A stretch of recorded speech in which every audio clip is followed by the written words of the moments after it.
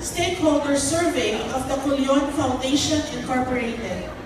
He also worked as a project manager, consultant for mobile community health information tracking of the World Bank. He is currently the systems auditor of PUB Rhineland. The highlight of his career includes working with the Philippine Board of Nursing on the development of relevant policies and career path strategies for nurses on specializations applicable. He teaches the business aspects of and seminars in health informatics at the University of the Philippines, Manila College of Medicine, including the use of healthcare data, dictionaries, and terminologies. He acquired a doctoral degree in nursing science with a dissertation on the development of an informatics nurse specialist program and certification process for the Republic of the Philippines. Today, our speaker will update us on the art of transformation, advanced technology with the cutting-edge processes. So let us all welcome Dr. John Francis Costarilla Jr. Thank you very much for that very exhaustive introduction. Hopefully, I live up to the expectation of the crowd given that introduction. But as part of my disclosures, for the purpose of the interest and possible conflicts, I'd like to just explicitly say that I have been, in terms of education, with Pamatasan ng Luzon ng Maynila. I saw some professors and colleagues earlier, so nice seeing you again. And I also graduated from St. Paul University, Manila for my master's degree program and Asian Institute of Management for my development management degree. And currently I'm with the Open University of the University of the Philippines, Manila, taking up Diploma in Computer Science so that to better understand the complexities of health informatics.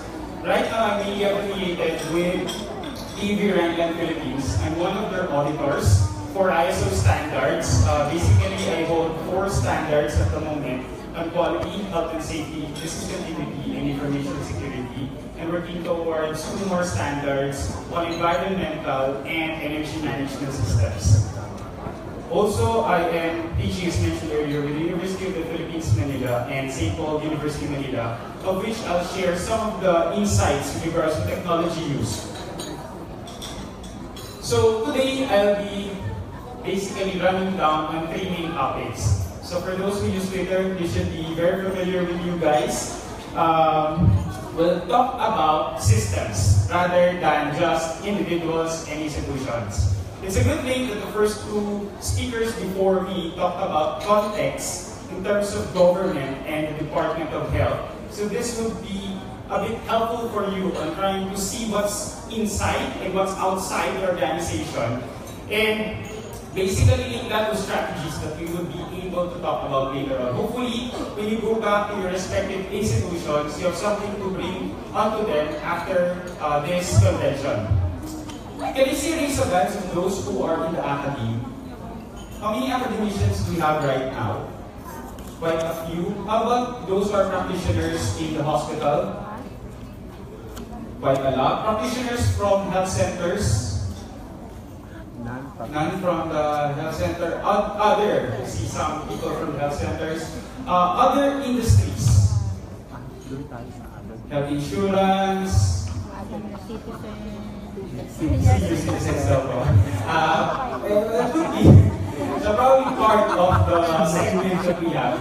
And this is important for us to look into because it forms part of the context and how we could go about with strategies. Later on, I also try to unlearn one context that's very important in technology use. The technology is not always the solution to your organization's problems. Because you have that, some people have that misconception that once you use technology, then you remove and get rid of the problems.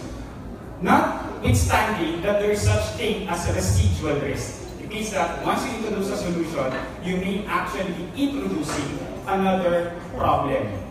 Okay? So, likewise, we'll talk about technology management, try to see through some of what is available in the market, And of course, what's more important is next steps in terms of continual improvement. At the moment, every organization must navigate its context such that for those who are ISO certified, you would probably be understanding what I'm talking about. You have to know your internal issues, you have to know your external issues, you have to make sure that you know your interested parties. Nowadays, they're very, very important, such that with the advent of social media, what can traditionally be contained inside the organization may no longer be possibly contained in the context nowadays. I presume for those in the hospitals, you're now having quite a headache with regards to containing how your clients will not share videos of certain practices in the organization, especially put some context into it that only reflects their feelings. That's why you have some problems of doctor shaming, you have some problems of nurse shaming, you have some problems with regards to deliberately trying to destroy the image or credibility of certain institutions. And all of these are things that we have to look into. There are also a lot of laws that are being passed nowadays that you may be struggling to go about with. And that includes, of course, the most talked about continuing professional development law, of which there are certain developments as we speak with regards to its review.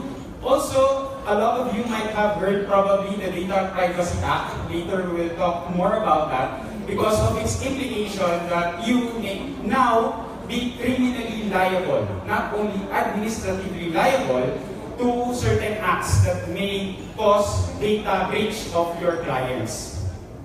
And in the new version of the standard, following what we call as the high-level structure in ISO, they actually included the parts of the context of the organization, means that you have to understand what's happening inside and outside the organization and not just the customer requirements, because that is the traditional outlook of how we go about with requirements. And of course, the needs and expectations of interested parties. Nowadays, not only customers can influence you, but also those people whom they think they can be influenced by your actions or your operations. So kasama po dyan yung mga nasa social media kahit hindi nyo naman po sila kliyente. Kasama rin dyan yung mga kamag-anak ng estudyante o ng pasyente kahit hindi naman sila yung nandoon sa inyong institution. And of course, perspectives are important in order for you to run through all of these things towards two things. The quality of the products and services. In this case, we're talking about services because most of you are healthcare practitioners. And of course, customer satisfaction. And when you achieve one over the other, it doesn't mean that you also achieve the other. Okay? It doesn't mean that a client is happy with your service, that you're delivering quality service. Because you may just be good in doing the PR and resolving issues. Likewise, it doesn't mean that you are actually delivering what's right and good for them, that they are happy. So there's a balance, there should be a balance between these two things. And one of the things I have to show everyone, pardon if some of the text might be small for you, but you can actually search this through the net. It is one of the new models in terms of healthcare delivery systems. We're in value chain. If you're familiar with Michael Porter, he started value chain in business. And with the end in mind of the net margins or the profits. But in healthcare, we have a different output. Of course, better client healthcare outcomes. In terms of academic institutions, we're not only talking about making the students graduate and acquire competencies, but we're actually talking about their employability, of course, after pass rates, because nursing has a licensure examination. So the responsibility of institutions doesn't end when our clients step out of our institution. There's more into the meaning of quality. And in this context, for example, you would notice that a lot of the institutions have actually a component of design and development in healthcare. Why? Because we have to make sure that the way we go about with caring for our clients are, of course, standardized across different practitioners. It means that it doesn't mean that one practitioner is doing it over the other, that the type of care would change. Of course, the strategies might differ, but there is some level of agreed upon acceptable practices among different stakeholders and practitioners. And likewise, we have to make sure that the dynamics, I think is one thing that most of those in the hospital would agree, that we are no longer putting it in the context of fragmented healthcare systems. Gone are the days that we focus on the roles. It means that we have to look it as a multidisciplinary, dynamic team approach towards client care outcomes, achievement of the client care outcomes. And this is one thing that a lot of the institutions will probably have difficulty doing with when they start designing their clinical pathways or going about with their care pathways. So basically, the whole process in an organization, as far as the new standard is concerned, would no longer be just IPO. So it also starts from the sources of inputs. Who are your suppliers? Who are your partners? Who are the possible people who would be able to deliver to your table the needs or the requirements that can make up to your needs and expectations in the organization? And likewise, it's also important for you to take and consider about the receivers of outputs. So it's not just that you make a certain person graduate or that a client get out of the hospital and get a disposition. So let me also try to run through some of the context as far as an infographic has presented, wherein basically the next few slides just shows, especially to those who are probably millennials who already know about this, but some of those in the Gen X or baby boomers will be able to relate also to this information. So first, I think you have already known by this time that video content continues to reign. And a lot of the content in social media is being put attention to not because of the text, but because they're visual. And you can actually watch them. Like recently, I think yesterday, if you were catching up with the hearing in the Senate in regards to the PNDS, you've probably heard about James Deakin and his position in regards to how the government can actually go about with the transportation crisis. And that's one thing where most of those that go viral are actually in the form of videos. There are also, more on the healthcare side, more negatively, you actually see that a lot of those that go viral are those that are more scandalous in nature, right? So, of course, it's a primary, probably example in mind, the one that happened in a hospital in down south where a canister has been taken out of a client's surgery operation and it was videoed and posted online. So that's one of the things that is probably characteristic of what's happening right now.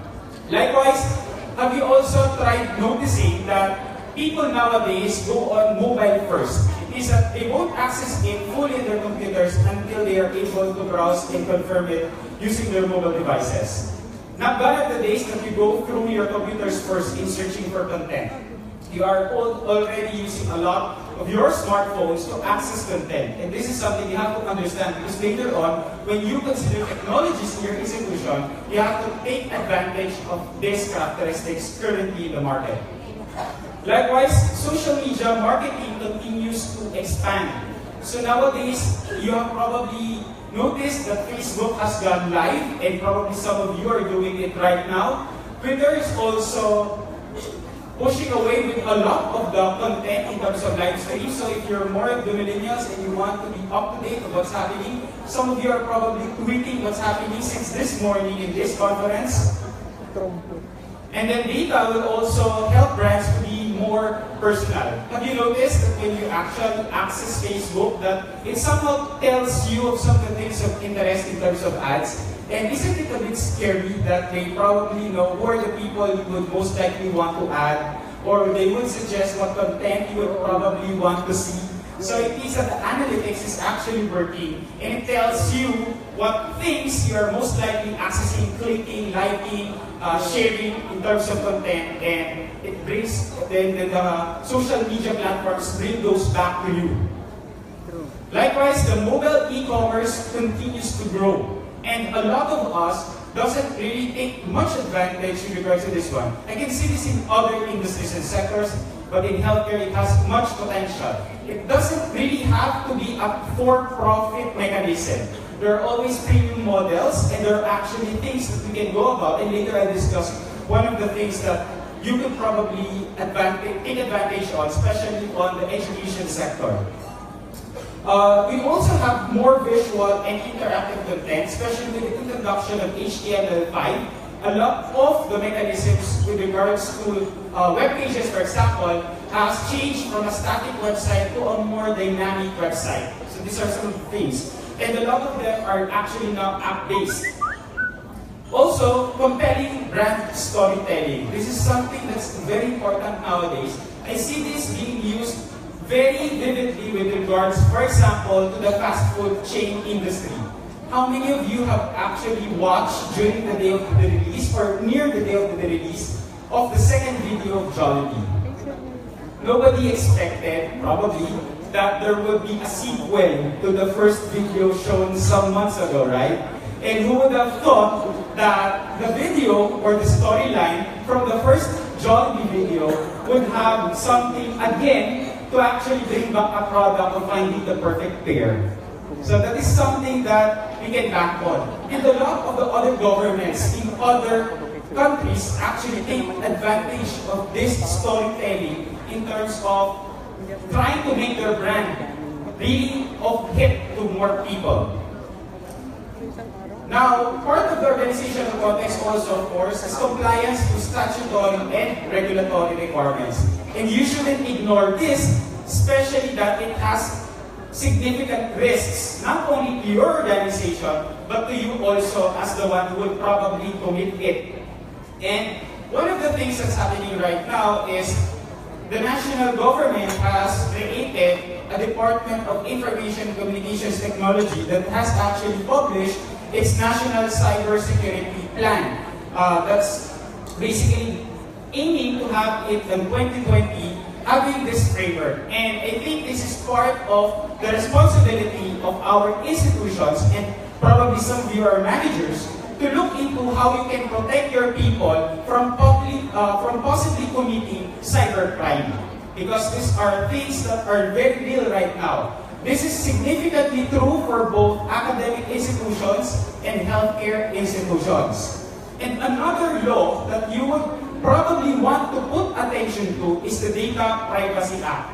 So in the Data Privacy Act, this is very significant because it doesn't mean that you have non-disclosure agreements in your organizations that you will be protected. Because, for example, the commissioner of COMELEC, when the breach of the data for the voter information happened, was actually charged not because of the complexities in terms of control, but rather because the commissioner was not able to comply the 72-hour rule in terms of reporting with regards to data breach.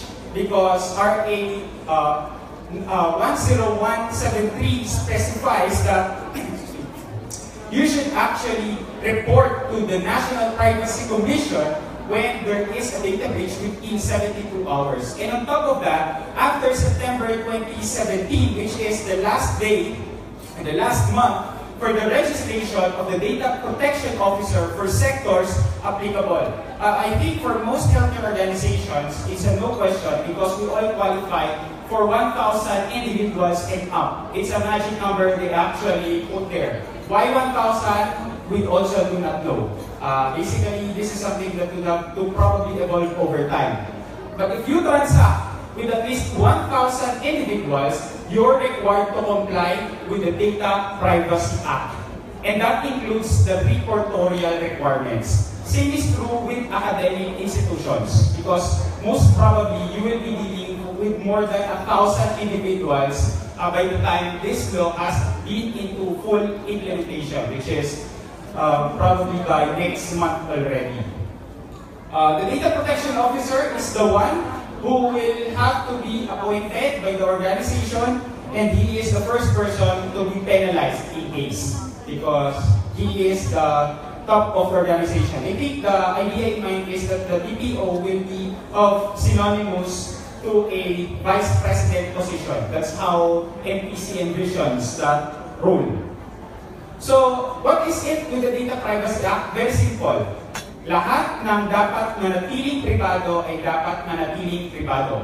The moment that you disclose or you use information that has no proper disclosure, including research, that's why there are a lot of talks right now also, how to safeguard information and inappropriate use of information or without the use of proper consent, the extent of consent to information for research is also being looked into. And the same goes with regards to the academic institution in terms of records, also including the HR records and other possible information that would have sensitive information as per classification of the National Privacy Commission. So if you have also queries with regards to these things, we highly encourage you to also send an email to National Privacy Commission because they're very active in trying to respond to your inquiries. info@privacy.gov.ph. As mentioned earlier, there's also the RA 10912 or the Continuing Professional Development Act of 2016, of which basically is in current acts or in current discussions with the Senate in terms of proper implementation because of the social media uproar also that people has started to go about. And I think for nurses, we have been spared because of a resolution by the Board of Nursing up until January 2018 for the first implementation of the CPD units. But we will be tracking, of course, developments. For other professions, they've started imposing the 30% starting this July in regards to compliance. So, with all of this context, of course, the next question in mind is, what is it for us to basically do? Because it's the most important thing to understand. With regards to technology management, there are actually a lot of healthcare technologies available in the market. And it cuts across different sectors. My goal right now is not to tell you the specific answer to your institution's problem because there's no solution that fits all. It depends on the context of your organization and of course the readiness of the resources that you have. That includes people, the technology, the administration, the financials, and other possible significant items that could affect your implementation. And of course, some of the things in consideration is that do we really need this technology with regards to having new changes or in the instance of having a cost-effective management or in light of, for example, trying to make more efficient implementation of different things that we have to go about. So it really boils down onto your requirements and how much would you want to invest on this case and of course the cost benefit of the items that you will be introducing into your organization. I'm not sure if you have actually encountered one of the things in technology management that's widely used and is also being made use by a lot of businesses in the US with regards to decision making, but it is one of the things that you could probably bank on, the hype cycle of Gartner.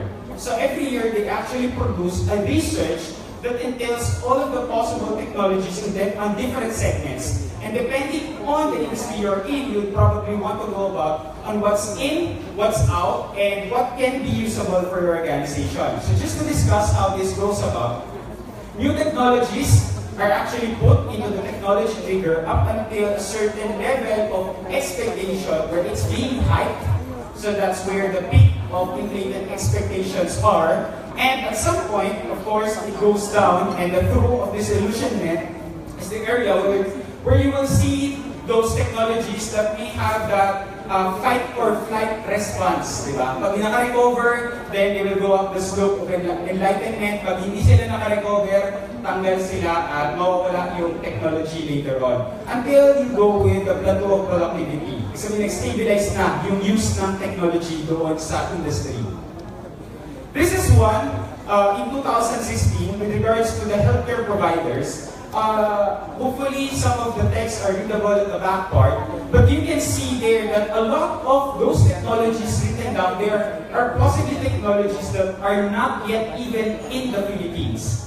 It will tell you how backlogged we are in terms of the use of technologies. And they are already talking about a lot of things with regards to analytics and use of certain systems like the electronic health records. Right now, we're still linked with those that have monetary incentives in our hospitals, right? Yung nasa laboratory kasi may bayad, yung nasa pharmacy kasi may bayad, yung nandoon sa billing kasi may bayad. Yun kasi yung priority, which is understandable from a decision maker's point of view from the top management. But it is also important for us to start generating data with regards to the actual client care provision. That is why it's important for us to look into the clinical pathways. Isa lang din sa misconceptions na kailangan kasi electronic health record bago ka makapag-mine ng data. That is not necessarily true because even with your manual interventions, although mas mahirap nga lang, you can actually mine data. How can you make it a lot easier then if you redesign your forms? Kasi kapag ginawa mong narrative, lahat ng data mo, ang tendency, madali siya sa data input, pagdating sa data processing, mahirap siya. Kasi you now have to read through all of the lines. Unlike kung nilagay mo siya into fields, it will be a lot easier for you to actually process the data because you will already most likely know which information to look for on what part of your fields or your form. So this is one thing that's happening right now in regards to healthcare provider technologies. Another would be in terms of standards. The most popular right now, probably among healthcare institutions, especially hospitals, would be ICD-10. Yun lang po yung, I think, na aalala ko ginagamit sa Philippines. ICD-9 and ICD-10.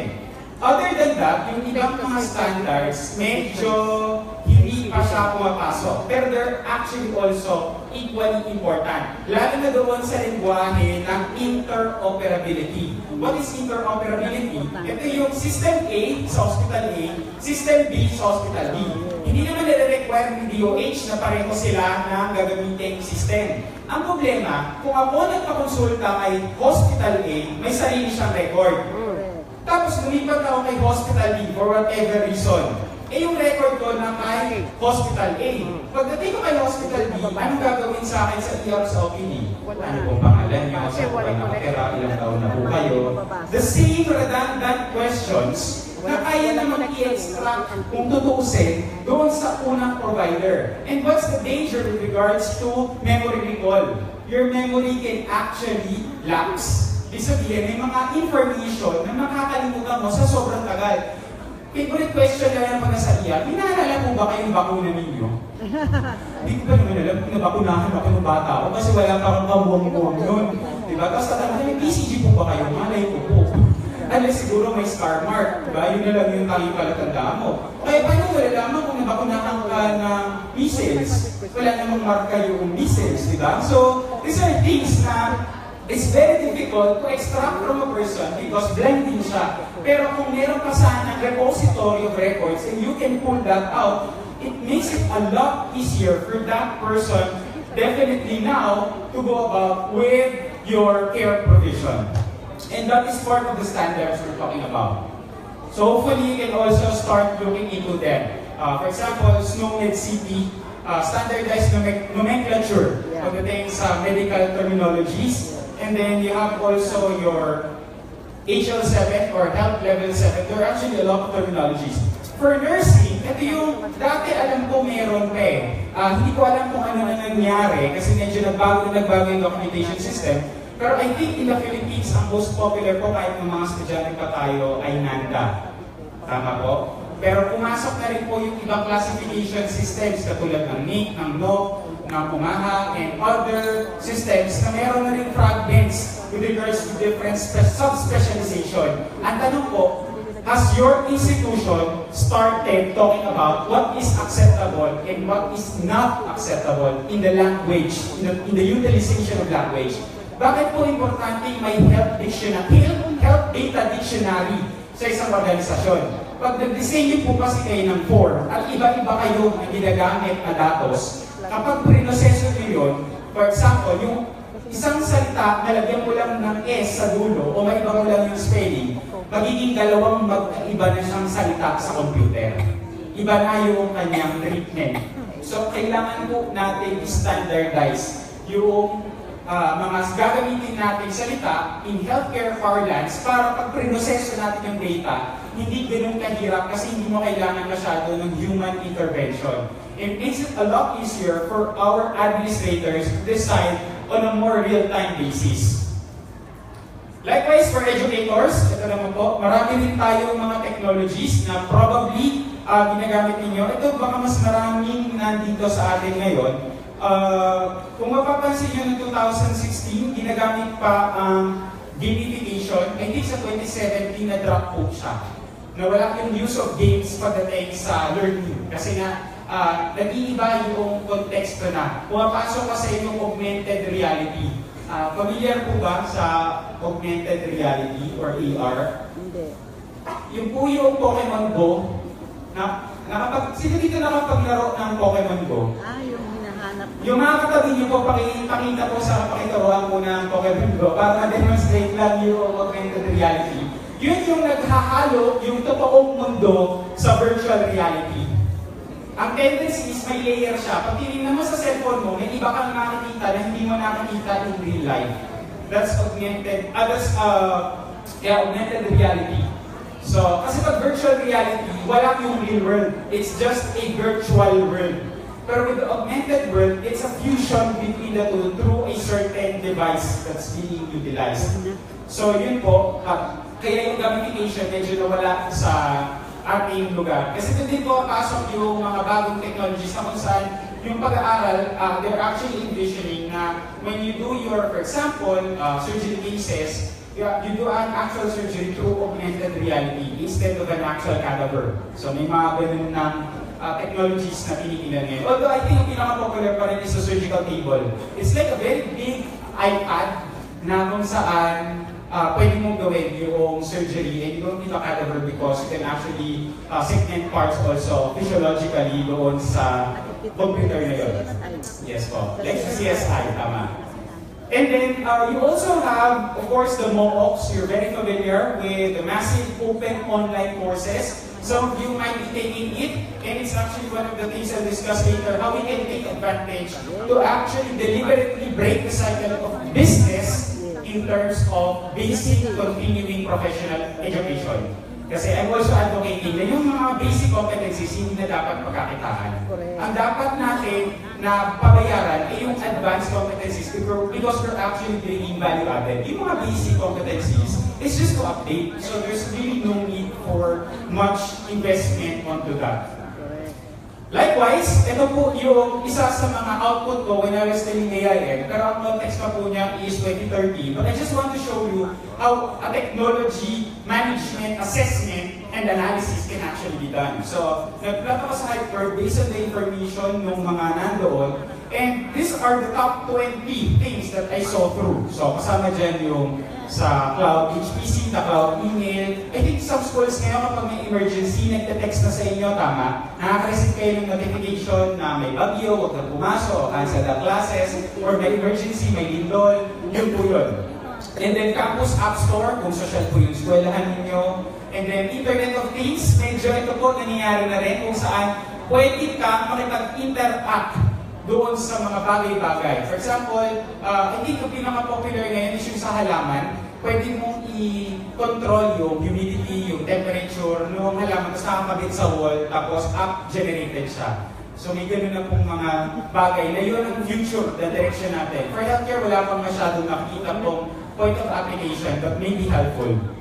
And then yung bring your own device strategy, nagdadala yung mga estudyante ng kanyang-kanyang device, tapos kanyang-kanyang access sa network. And then, as I mentioned, gamification, MOOCs, and among others. Kasama na po dyan yung use ng social media in education. At least happy na rin po na ngayon nagbabago na yung konteksto ng mga educators pagdating sa social media. Dati kasi sobrang intent, talagang very close pagdating doon. Pero now, meron na pong mga nag-utilize properly ng avenue for social media, which, of course, we can harness the potentials in.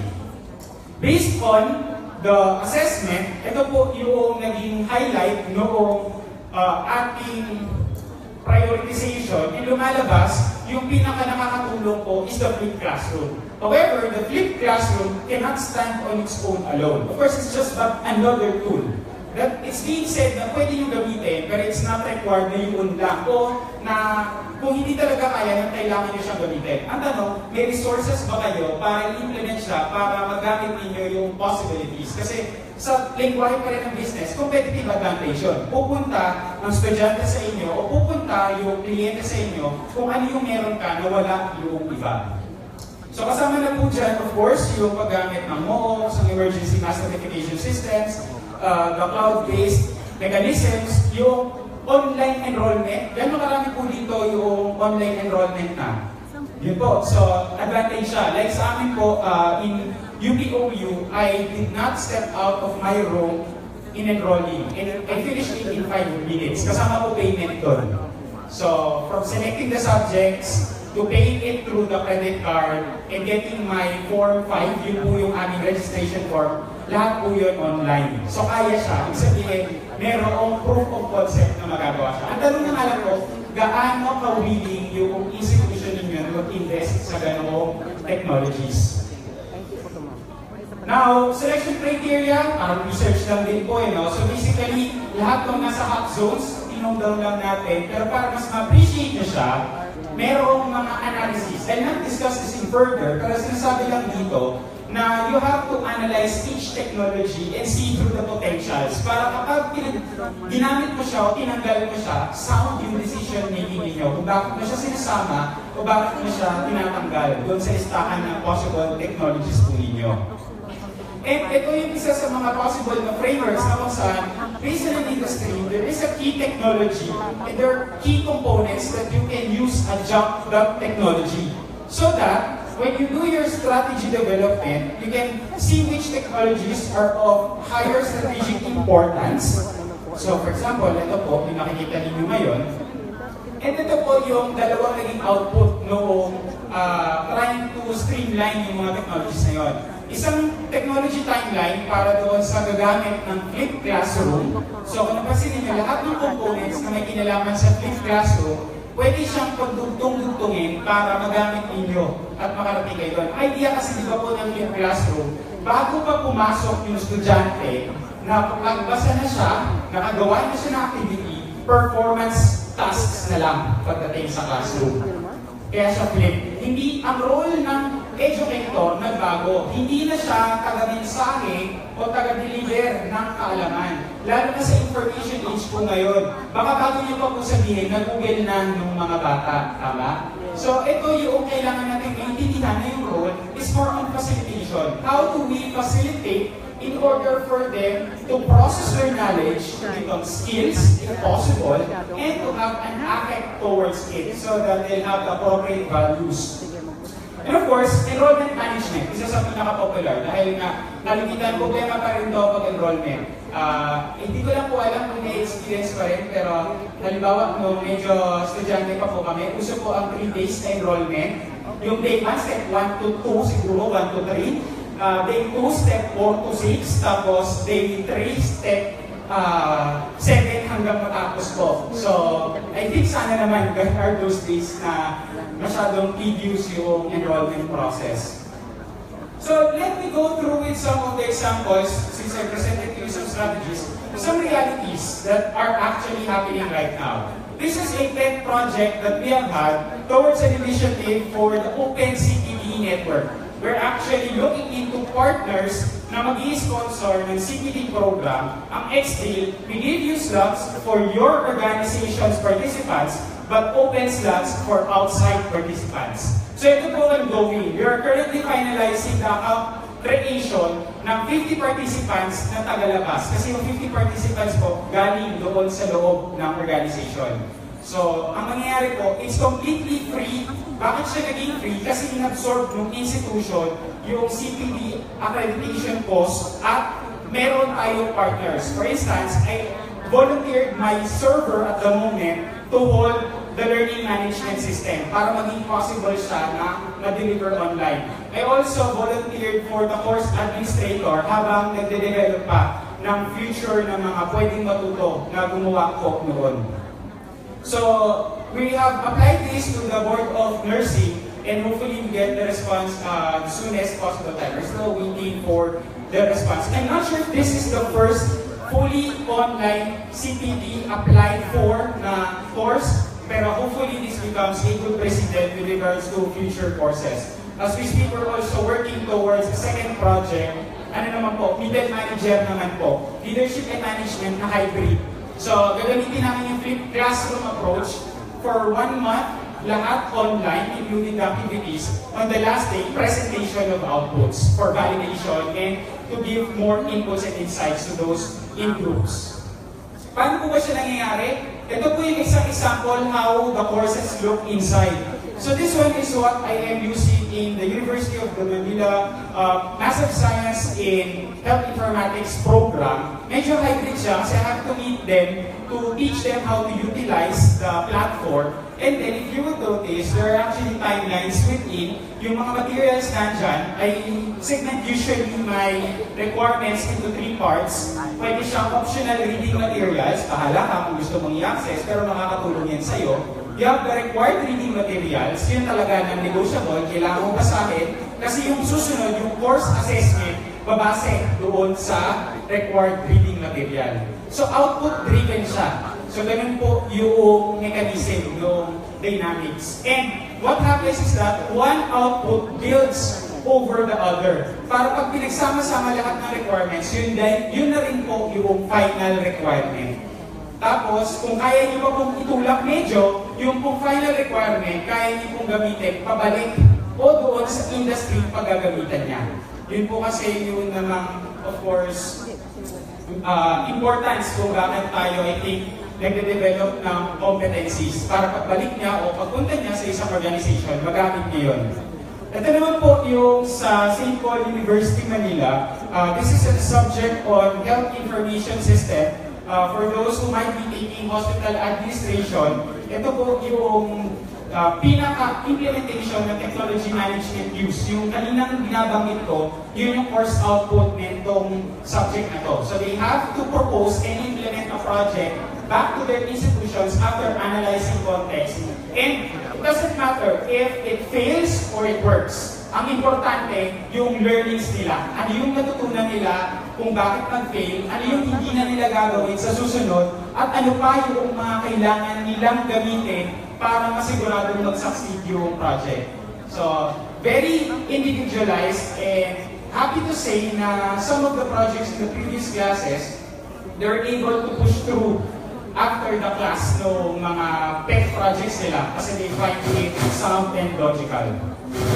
And then this one is one on the requirements with regards to the course. Kung napapansin niyo po, ito workshop type po siya. So meron po kasi doon sa ginagamit ko na platform na kung saan pwede nyo kontrolin kung anong klaseng activity yung pagagawa nyo. Hindi lang forum, hindi lang mag-submit ng assignment o ng file, pero pwede po siya mag-interact silang dalawa. Graduate students po kasi yung hawak ko, kaya ang ginagawa ko, may peer evaluation. I assign to them yung mga ratean nila, I give a certain rubrics which you can actually develop inside the system, and let them critique each other's work.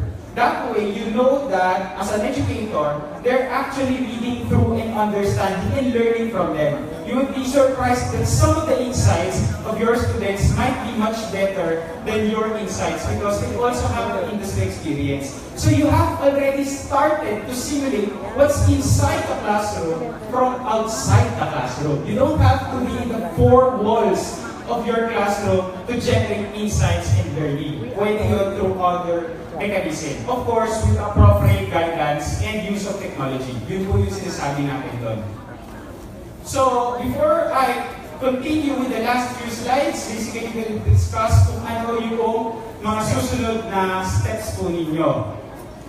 Unang-una, comply po with the statutory and regulatory requirements. Non-negotiable. If you haven't updated your legal compliance matrix, please do talk it out with your administrators and your organization. It's very important that you comply because once you get hit with an issue, this will be your safeguard towards more problems. kapag appropriately nasunod po yung mga dapat ninyong i-comply ng mga batas.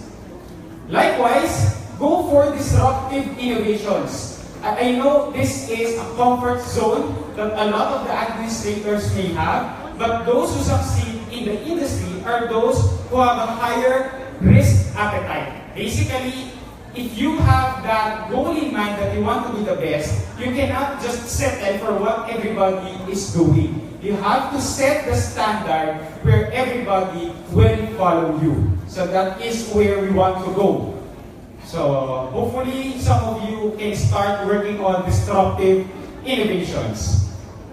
If you would also be able to go about certifications, even much better. Nowadays, in the parlance of competitive advantage, not only those who have certifications have a marketing advantage, but they also have a quality and systems-based advantage. Kasi continuously nare-review ng iba't ibang mga external parties yung implementation. And based or dependent on your partners, you can go for much better implementation of things that you have in mind. So it's also very critical that you select the appropriate providers, be it the certification body if you're going for ISO, for example. If you're going for JCI, by all means, you can also go for that. What's more important is how you utilize the output of these audits with regards to the implementation of service. At the end of the day, ang pinaka-importante pa rin indicator, for instance, sa healthcare would be the healthcare outcomes. Walang sense kung certified kayo, pero ang mortality rate, for example, sa organisasyon ay nataas pa rin. O ang infection rate ay nataas pa rin. Or most of the infections are still prevalent. And likewise, ganun din sa academic sector naman, kung marami pa rin ang lumalagapak sa board programs o madami ang displaced na mga estudyante kasi hindi sila nakakakuha ng employment sa appropriate na courses na kung saan sila nag-graduate. If you would also be willing or you have extra resources to go about for a technology management consultant, by all means, you can also go about with this one. You are actually putting into more things and more benefits when you start going for resources that may be blind or you may be blind inside your organization. So that's one thing you may also want to go about. And if basically you need help, feel free to ask the industry experts and some colleagues. Mag-benchmark kayo kung kinakailangan. Try to find resources so that they can help you, or resource figures who can help you actually move towards better implementation of your organizational goals. And of course, from a systems perspective, hindi lang basta isang aspeto. Kasi merong mga, sabi ko nga, konteksto na nangyayari, hindi sabihin na ginalaw ninyo yung technology use sa organization, magiging maayos na lahat ng bagay, yung implementations organization. Still have to align all of these system-related processes. So with that, I think that is the last slide for this presentation. I'm not sure if there are some more segments for Q&A, but if you need to connect with me, feel free to actually grab some of the information as seen there. So my social media accounts would be the best way for you to communicate with me. And my email is also just my name, jfaustoria@gmail.com. So I think if there will be questions, then the floor will be open for Q&A. Thank you, Dr. Faustoria, for a very extensive discussion on QMS, on the art of transformation, appropriate technology with cutting-edge processes. Do you have any question, clarification for Dr. Faustoria? Okay. Anyone?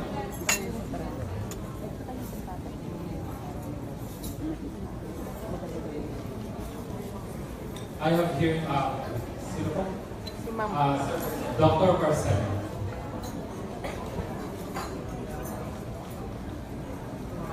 Ito na lang ma'am.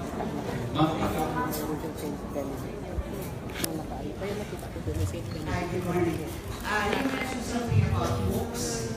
So, are there already MOOCs for nursing, I had one before, but it's not in nursing. So who is offering these MOOCs? If there's anything local or foreign. I know Coursera and I know edX. I think for MOOCs, still the foreign platforms nowadays that's very much available. I'm not sure here in the Philippines if there are free MOOCs. I know there are a couple of paid for na mga courses, pero none that is really of a free platform. So if there's actually any, then hopefully this is something we can share also on social media to help our nurses gain, probably not for the CPD, but really more for the learning. Kasi I think a lot of the nurses naman are very enthusiastic to have the continual professional development even without CPD units for their intended use. Thank you. Any more questions?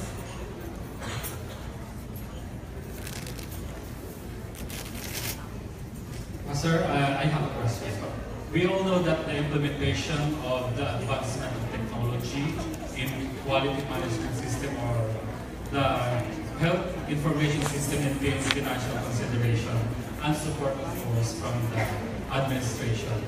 What advice can you give to those institutions who wanted to practice the QMS or the health information system but have not yet started or have no support from their administration?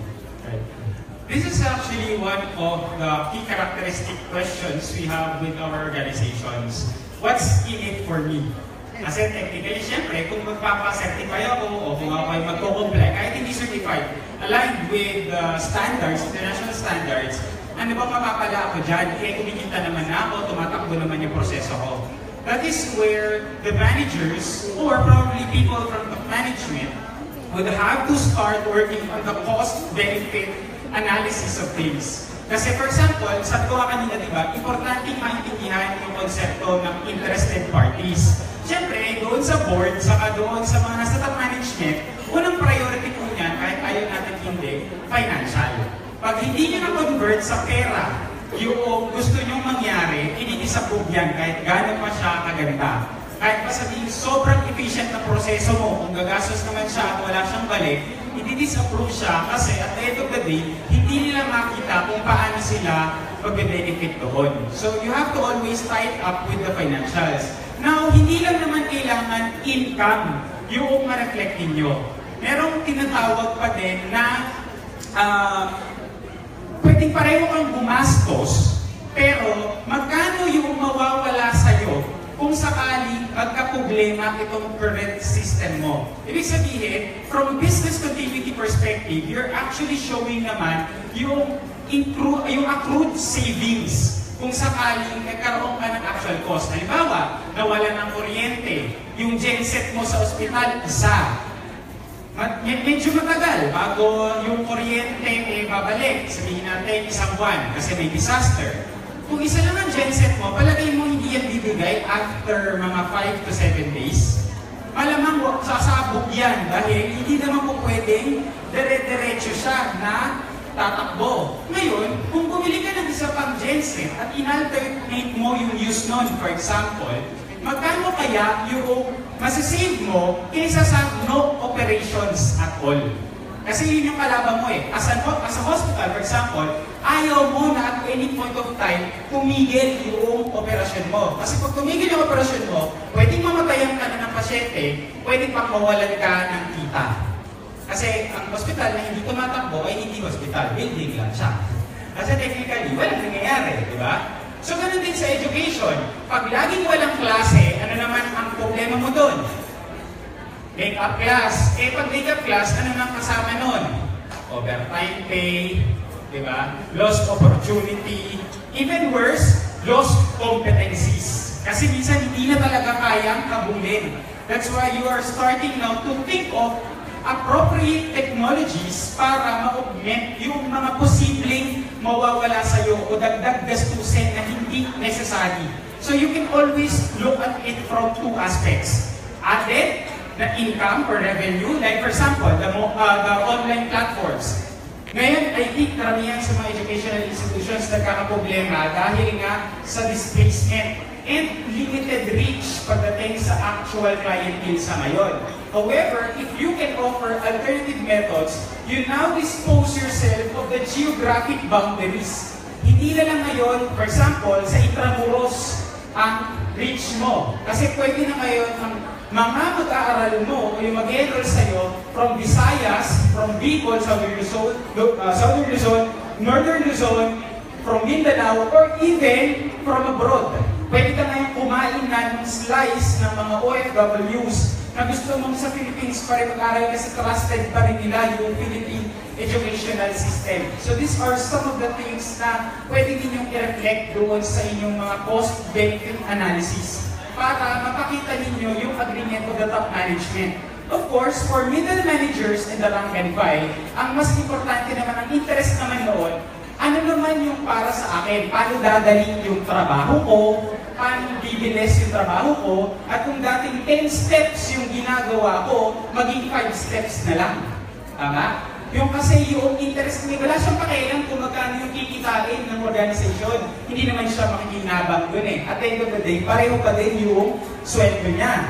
Pero, yung trabaho niya, pwedeng nadadagdagan pag nag-technology shift ka. So I think ito yung konting resistance na nakukuha, for example, with online-based learning. Kasi, dati, sanay na sa paper-based, may materials na. Ngayon, kailangan mo siyang i-convert to online, tapos yung methodology, medyo magbabago pa. From the traditional dadal, to facilitate mo lang ngayon kung ano yung pinag-uusapan nila, which is actually more difficult. Kasi kailangan mo i-process lahat ng sinasabi and make sure you come up with a sound conclusion at the end for everybody's inputs. Hindi na yung traditional role na ipasa mo lang yung kaalaman dahil nga nakikuha na siya sa internet sa ngayon. And ang mas malaki pang challenge, for example, ay yung battling the misinformation. So, lahat ito pwede mong ipasa o ipasok doon sa report mo para mapakita yung mga benefits, but again, in consideration with your stakeholders. Kasi your proposal is only as good as you get allies from your stakeholders, minimize those who will oppose you. If you cannot make them your allies, probably at least put them in the neutral field. Kasi pag neutral field sila, medyo at least hindi sila kakalaban sa'yo. Thank you, sir. You still have other questions? Okay. Ma'am Kitlaga. Thank you. I like your talking. Actually, when you start with something new, there will always be resistance. And this is what I still teach it. You use research. Be evidence-based. When you're trying to convince management, always translate them into pesos and centavos. Both the benefit as well as the loss, the opportunity cost. So if you do that, then it's easier for them to understand you because they don't know healthcare lagi. We are the ones concerned with it. And I am glad if you advertisement, but really, yung open online, yung multiple MOOCs, massive online, open online course is free. You will only have to pay if you want a certificate of having completed. But if you just want to learn, there's so much out there for free. I took the science of happiness. It's so beautiful, and it's really something that I encourage you to do. edX or Coursera, simple, walang bayad. Just your own interest and your time. Just to add also, probably some of the educators might be interested. I think UP Open University has actually launched, not for nursing, pero more for educators kasi meron silang mga online courses for how to do online education. So you may want to access UPOU's webpage with regards to that one po. So you can learn more with regards to how to implement if your organization actually supports one. Thank you, sir, for that very extensive discussion. So now, at this point, may I call on the chair the awards committee, the overall chair, the president, and the governor to award a certificate of appreciation to our speaker.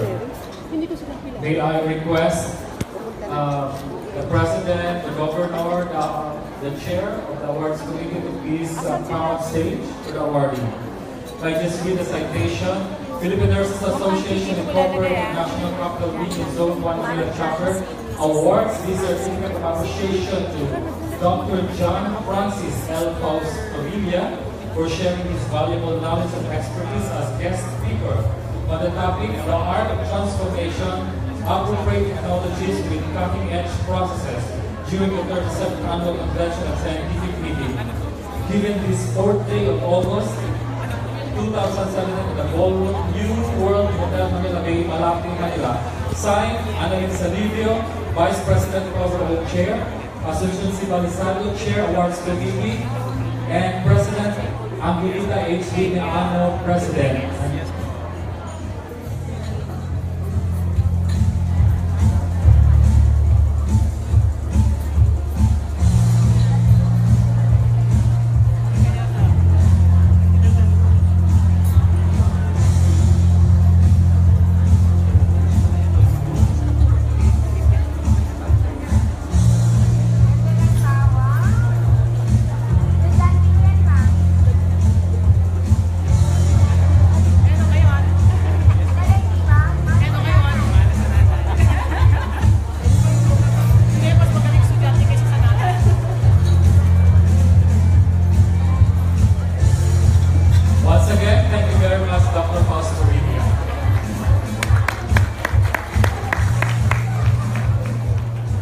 At this point, before we proceed to lunch and business meeting, we have a product presentation to be introduced by Dr. Gloria Young. And before that, we have found parking ticket. Parking ticket. Kung sino mang nawawala ng parking ticket, hindi kayo makapalawas sila. Just approach anyone of us for your parking ticket. Kukunin na namin yung mga gamit. Ay, oo. I-check out mo na lang. Hello again. Pangalan mo eh. Yung susi. Alright, I just would like to reiterate, somebody have dropped their parking ticket. They parked their car downstairs at the basement and you drop your parking tickets down. Later on.